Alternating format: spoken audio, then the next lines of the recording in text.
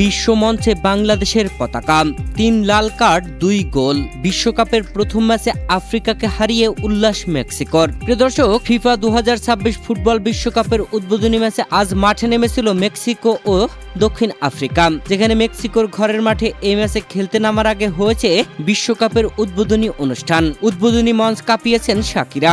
উদ্বোধনী মঞ্চ সাজানোতে অনেক দেশের পতাকার মাঝে জায়গা করে নিয়েছে বাংলাদেশের পতাকাও। জমকালো উদ্বোধনী অনুষ্ঠানের পর শুরু হয় ম্যাচ, যেখানে এই ম্যাচে মাঠে নেমে শুরু থেকেই দারুণ লড়াই। তবে লড়াইয়ে দক্ষিণ আফ্রিকা যেন ধীরে ধীরে মেক্সিকোর কাছে ধরাশায়ী হয়ে যায়। ম্যাচের 9তম মিনিটে জুলিয়ান কুইনোনেসের গোলে 1-0 এগিয়ে যায় মেক্সিকো।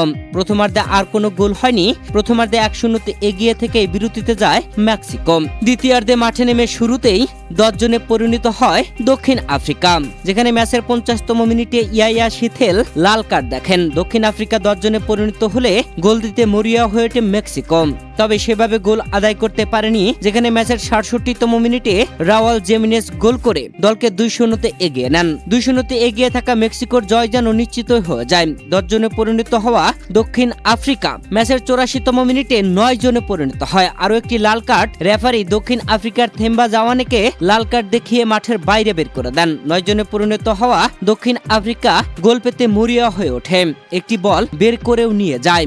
তবে সেই বলটি আর গোল আদায় করতে দেননি মেক্সিকোর ডিফেন্ডার সিজার মন্টেস। একদম শেষ মুহূর্তে অতিরিক্ত যোগ করার সময় অর্থাৎ 92তম মিনিটে রেফারি আরও একটি লাল কার্ড দেখান। শেষ পর্যন্ত 2-0 গোলে জয় তুলে নিয়েছে মেক্সিকো।